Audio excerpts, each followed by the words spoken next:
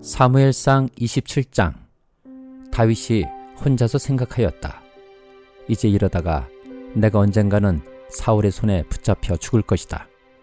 살아나는 길은 블레셋 사람의 땅으로 망명하는 것뿐이다. 그러면 사울이 다시 나를 찾으려고 이스라엘의 온 땅을 뒤지다가 포기할 것이며 나는 그의 손에서 벗어나게 될 것이다.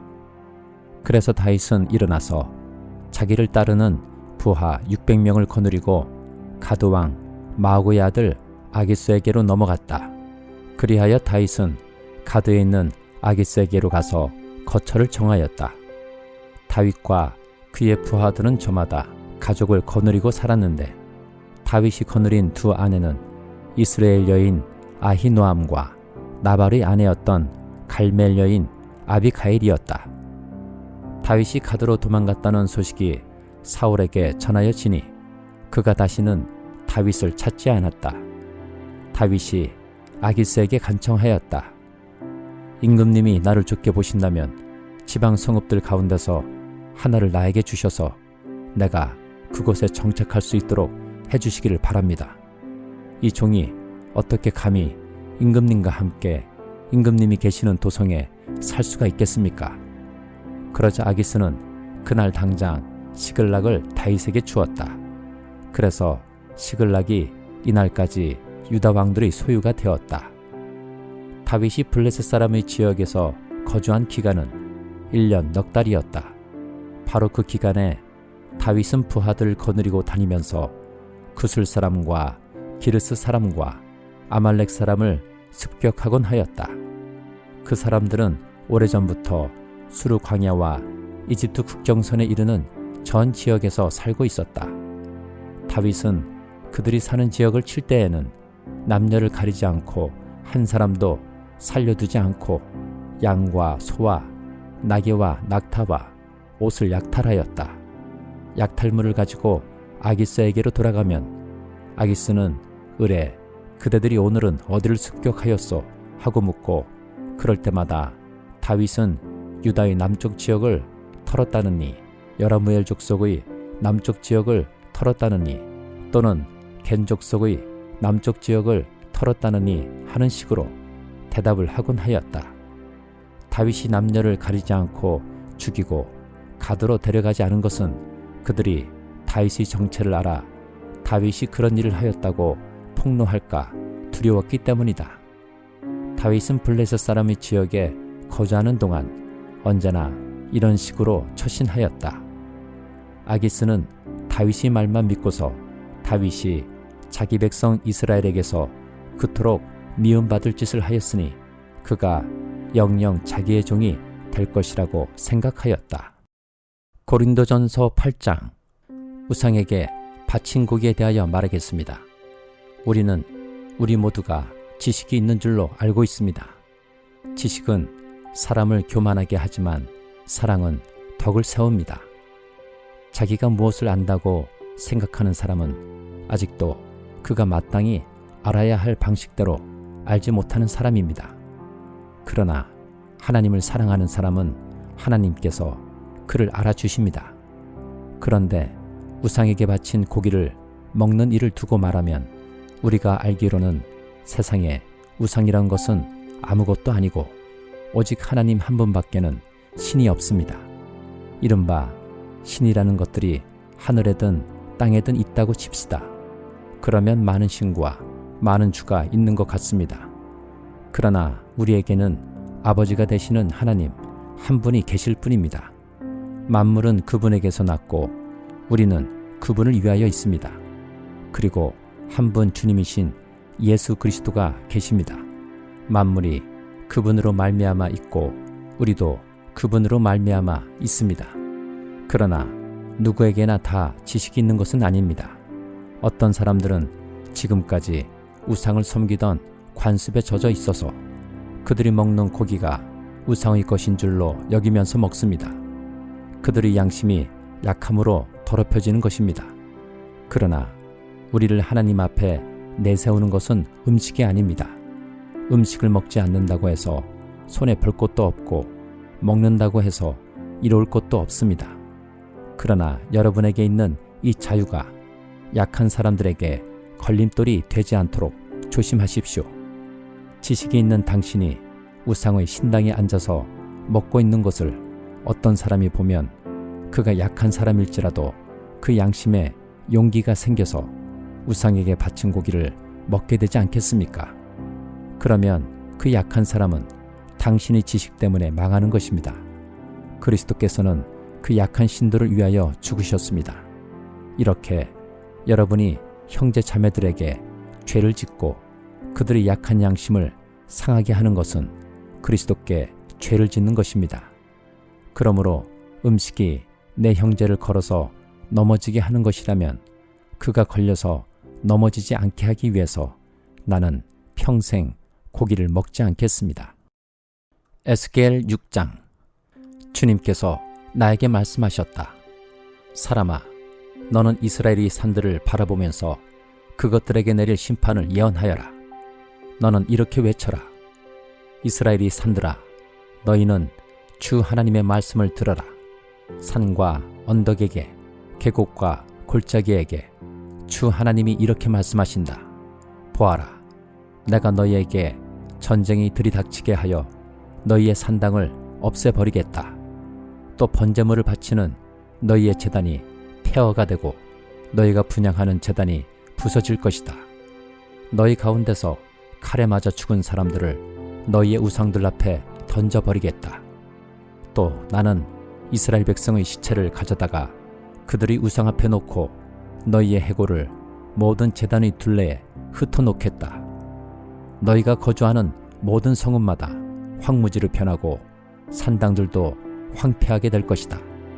너희의 제단들도 무너져 못쓰게 되고 너희의 우상들이 산산조각으로 깨어져 사라지고 너희가 분향하는 제단들이 파괴되고 너희가 손으로 만든 것들이 모두 말끔히 없어지게 하려는 것이다. 너희 한가운데서는 칼에 맞아 죽은 사람들이 널려 있을 것이니 그때에야 비로소 너희는 내가 주인 줄 알게 될 것이다. 그러나 나는 너희 가운데서 얼마를 남겨 전쟁을 모면하게 하고 여러 나라에 흩어져 여러 민족들 사이에서 살아가게 하겠다. 전쟁을 모면한 사람들은 포로가 되어 끌려가 이방 사람들 속에서 살면서 비로소 나를 기억할 것이다. 그들이 음란한 마음으로 내게서 떠나갔고 음욕을 품은 눈으로 그들의 우상들을 따라가서 내 마음을 상하게 하였으므로 그들은 자기들이 저지른 악행과 그 모든 혐오스러운 일을 기억하고 스스로 몸소리를 칠 것이다. 그때야 그들이 비로소 내가 주인 줄 알게 될 것이다. 내가 그들에게 이런 재앙을 내리겠다고 공연히 말한 것이 아님도 알게 될 것이다. 나 주 하나님이 이렇게 말한다. 너는 손뼉을 치고 발을 구르면서 외쳐라. 아, 이스라엘 족속이 온갖 흉악한 일을 저질렀으니 모두 전쟁과 기근과 전염병 때문에 쓰러질 것이다. 먼 곳에 있는 사람은 전염병에 걸려서 죽고 가까운 곳에 있는 사람은 전쟁에서 쓰러지고 아직도 살아남아서 포위된 사람들은 굶어서 죽을 것이다. 내가 이와 같이 나의 분노를 그들에게 모두 쏟아놓겠다. 그리하여 그들 가운데서 전쟁에서 죽은 시체들은 그들이 우상들 사이에서 뒹굴고 그들이 제단들 둘레에서도 뒹굴고 높은 언덕마다 산봉우리마다 푸른 나무 밑에마다 가지가 무성한 상수리 나무 밑에마다 자기들이 모든 우상에게 향기로운 제물을 바치던 곳에는 어디에나 그 시체들이 뒹굴 것이다. 그때야 비로소 내가 주인 줄 너희가 알게 될 것이다. 내가 그렇게 나의 손을 펴서 그들을 치고 그 땅을 남쪽의 광야에서부터 북쪽의 디블라에 이르기까지 그들이 거주하는 모든 곳을 황무지로 만들어 버리겠다. 그때야 비로소 내가 주인 줄 그들이 알게 될 것이다. 시편 44장. 하나님, 우리는 두 귀로 들었습니다. 그 옛날 우리 조상이 살던 그때에 하나님께서 하신 그 일들을 우리의 조상이 우리에게 낱낱이 일러주었습니다. 하나님께서 문나라들을 손수 몰아내시고 우리 조상을 이 땅에 뿌리박게 하셨습니다.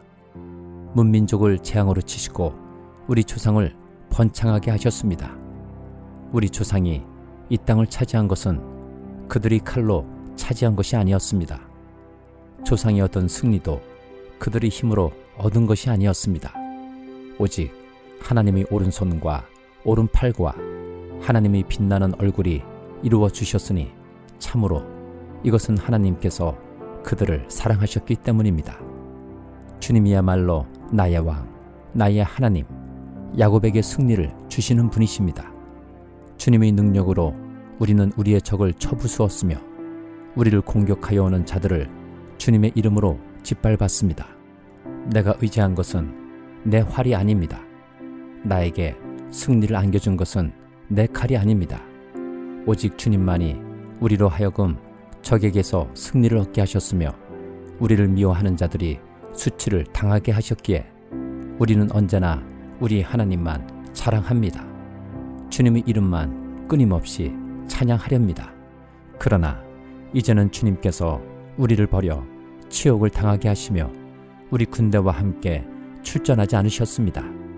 주님께서 우리를 적에게서 밀려나게 하시니 우리를 미워하는 자들이 마음껏 우리를 약탈하였습니다. 주님께서 우리를 잡아먹힐 양처럼 그들에게 넘겨주시고 여러 나라에 흩으셨습니다. 주님께서 주님의 백성을 헐값으로 파시니 그들을 팔아 이익을 얻은 것이 아무것도 없습니다. 주님께서 우리를 이웃의 조롱거리로 만드시고 주위 사람들의 조롱거리와 웃음거리로 만드십니다. 주님께서 우리를 여러 나라의 이야기거리가 되게 하시고 여러 민족의 조속거리가 되게 하십니다. 내가 받은 치욕이 온종일 나를 따라다니고 부끄러워서 얼굴을 들 수조차 없습니다. 이것은 나를 조롱하는 자와 모독하는 자의 독한 욕설과 나의 원수와 복수자의 무서운 눈길 때문입니다. 우리는 주님을 잊지 않았고 주님의 언약을 깨뜨리지 않았습니다. 그러나 이 모든 일이 우리에게 닥쳤습니다. 우리가 마음으로 주님을 배반한 적이 없고 우리의 발이 주님의 길에서 벗어난 적도 없습니다. 그러나 주님께서는 우리를 승냥이 소굴에다 밀어넣으시고 깊고 깊은 어둠으로 덮으셨습니다. 우리가 우리 하나님의 이름을 잊었거나 우리의 두 손을 다른 신을 향하여 펴들고서 기도를 드렸다면 마음의 비밀을 다 아시는 하나님께서 어찌 이런 일을 찾아내지 못하셨겠습니까? 우리가 날마다 죽임을 당하며 잡아먹힐 양과 같은 처지가 된 것은 주님 때문입니다. 주님, 깨어나십시오. 어찌하여 주무시고 계십니까? 깨어나셔서 영원히 나를 버리지 말아 주십시오. 어찌하여 얼굴을 돌리십니까? 우리가 고난과 억압을 당하고 있음을 어찌하여 잊으십니까? 아, 우리는 흙 속에 파묻혀 있고 우리의 몸은 내동댕이 쳐졌습니다. 일어나십시오. 우리를 어서 도와주십시오. 주님의 한결같은 사랑으로 우리를 구하여 주십시오.